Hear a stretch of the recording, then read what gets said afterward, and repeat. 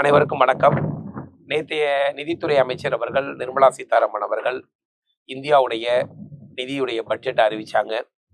தமிழகத்திலிருந்து வழக்கம் போல கேண்டீனுக்கு அனுப்பப்பட்ட 39 நபர்கள், பாண்டிச்சேரி உட்பட இருக்கக்கூடிய 40 நபர்களும் வழக்கம் போல கேண்டீனில் பஜ்ஜியை சாப்பிட்டுட்டு பாராளுமன்ற வாசல்ல சண்டை போட்டுட்டு ராகுல் காந்தியுடைய ஒரு போட்டோ ஸ்டில் எடுத்துட்டு மத்தியான குளிருக்கு போர்வையை பொத்திக்கிட்டு டெல்லி வீட்டுக்கு வந்து சேர்ந்துட்டாங்க.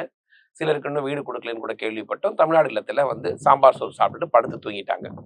அதனால இந்த தமிழ்நாட்டில் இருக்கக்கூடிய மக்கள், நாம வாக்களிச்சு அனுப்பக்கூடிய நம்முடைய நாடாளுமன்ற உறுப்பினர்கள் பல காலங்களுக்கு முன்னாடி சொன்னார்கள், இவர்கள் 40 பேரையும் நீங்க அனுப்பிச்சீங்கன்னா உங்களுக்கு தமிழ்நாட்டிலேருந்து அள்ளிட்டு வந்துருவாங்க, டெல்லியை மிரட்டி பெறுவார்கள், அதிலும் ரொம்ப மோசமான ஒரு கண்டென்ட் வந்து இந்தியாவுக்கு வழிகாட்டுவோம் ஸ்டாலின் அப்படிங்கிற மாதிரி எல்லாம் விளம்பரங்கள் பண்ணி நம்ம ஏமாற்றி இவ்வளவு பெரிய விஷயங்களை பெற்றார்கள்.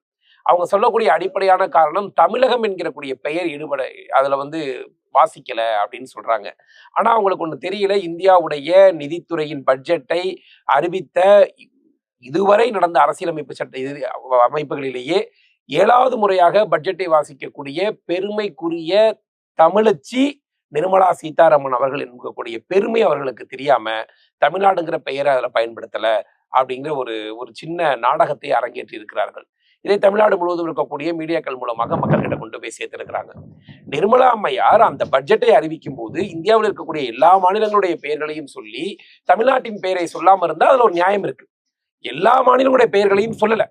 அப்புறம் ஏன் சார் பீகாருக்கும் ஆந்திராவுக்கும் மட்டும் சிறப்பா நீங்க கொடுத்திருக்கீங்க, எங்களுக்கு ஒன்றும் செய்யலையே அப்படின்னு நீங்க கேட்கலாம்.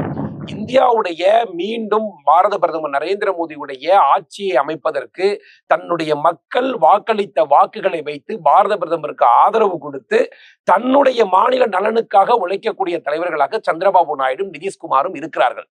அவர்கள் இந்திய அரங்கில விளம்பரம் பண்றதுக்கு விரும்பல, கேண்டீன்ல பஜ்ஜி திங்க விரும்பல, மீடியா கிட்ட விளம்பரம் பண்ணி மோடி ஒழிகன்னு சொல்லல. ஆனால் அவர்கள் செய்யக்கூடியது தன்னுடைய மக்கள் தனக்கு வாக்களித்திருக்கிறார்கள் என்கிற விசுவாசத்திற்காக பாரத பிரதமரை ஆதரித்து அதன் மூலமாக தன்னுடைய மாநிலத்தை இந்தியாவின் நம்பர் 1 மாநிலமாக கொண்டு வர வேண்டும் என்கிற நோக்கத்தோடு அவர்கள் சிறப்பு திட்டங்களை பெறுகிறார்கள்.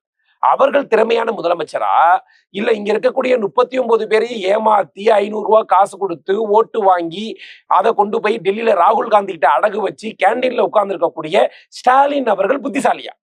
இதை தமிழ்நாட்டில் இருக்கக்கூடிய மக்கள் தான் புரிஞ்சுக்கணும். இப்ப நாம கோவப்படுறதுக்கு என்னன்னா, தமிழ்நாட்டிலிருந்து 39 எம்பி கொடுத்துருக்கோம், அதுல ஒரு 10-15 எம்பி நம்ம வந்து பிஜேபிக்கு கொடுத்ததுனால வந்து மோடி வந்து இன்னைக்கு பிரதமர்ல உட்கார்ந்துருக்காரு, அப்ப தமிழ்நாட்டுக்கு வந்து சிறப்பு நிதியா ஒரு 10,000 கோடி 20,000 கோடி அவர் கொடுத்துருக்கலாமே அப்படின்னு கேட்டா ஏதோ ஒரு நியாயம் இருக்கிறது.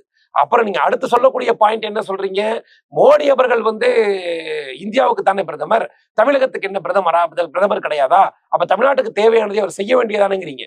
யதார்த்தத்தை புரிந்து கொள்ள வேண்டும். அரசியலமைப்பின் சட்டத்தின் வழியாகத்தான் ஒரு பிரதமராக அமர்ந்திருக்கிறார். அது மட்டும் காரணம் அல்லாமல் கிட்டத்தட்ட ரயில்வே துறைக்கு 6,500 கோடி ரூபாய்க்கு மேல் இந்த பட்ஜெட்ல ஒதுக்கப்பட்டிருக்கு. இந்த உண்மையை இங்க இருக்கக்கூடிய ஸ்டாலின் சொல்லுவாரா? இதே மக்களுக்கு கொடுக்கக்கூடிய ஆபாஸ் யோஜனா திட்டத்தில் இருக்கக்கூடிய வீடுகளுக்கான நிதியை தமிழகத்திற்கும் கிட்டத்தட்ட லட்சக்கணக்கான வீடுகளுக்கு நிதி ஒதுக்கப்பட்டிருக்கு. ஒவ்வொரு திட்டங்களும் விவசாயத்துறைக்கு ஒதுக்கீடுன்னா அது வந்து ஏதோ ஒரு மாநிலத்துக்கு மட்டும் கிடையாது, இந்தியாவில் இருக்கக்கூடிய அனைத்து மாநிலங்களுக்கும் விவசாயத்துறைக்கு நிதி ஒதுக்கிட்டு இருக்கு. அது மட்டும் இல்லாமல் திறன் மேம்பாட்டின் மூலமாக 1 கோடி இளைஞர்களை முன்னேற்றக்கூடிய பாதையில தமிழகத்தை சேர்ந்த லட்சக்கணக்கான இளைஞர்களுக்கும் அதுல திட்டத்துல நிதி ஒதுக்கீடு செய்யப்பட்டிருக்கு.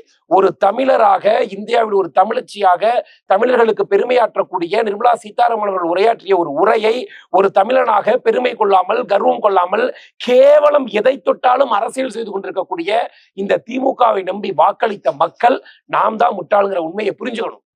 தயவு செய்து மீண்டும் மீண்டும் மோடி எதிர்ப்பு, நாட்டின் பிரதமர் எதிர்ப்பு, பாஜக எதிர்ப்பு என்கிற ஒற்றை குடையின் கீழ் உங்களை திமுக ஆளுமானால் அதனால் பாதிக்கப்பட போகிறது நாம் தமிழராகி நாம் தான். இந்த மாதிரியான முட்டா பசங்களை கொண்டு போய் அங்க நீங்க வச்சீங்கன்னா அவங்க பண்ணக்கூடிய கேலி கூத்துக்களை இன்னமும் பாருங்க. என்னென்ன சொன்னாங்க, எங்களுக்கு வாக்களிச்சீங்கன்னா மிரட்டி பெறுவோம், எங்களுடைய எதிர்கால ஆட்சி எங்களுடைய ஆட்சி தான் அமையும் அப்படிலாம் சொன்னார்ல மதிப்பிற்குரிய ஸ்டாலின் அவர்கள், திமுகவுடைய கூட்டணி கட்சியை சார்ந்தவர்கள், திருமாவளவன் அவர்கள். உங்களால எதையுமே புடுங்க முடியாது என்கிற உண்மையை மக்களிடம் சொல்லிவிட்டு பதவியை ராஜினாமா செய்துவிட்டு மீண்டும் நரேந்திர மோடியுடைய ஆதரவு உறுப்பினர்களை அனுப்புங்கள். தமிழகம் வளம் பெறும். நன்றி.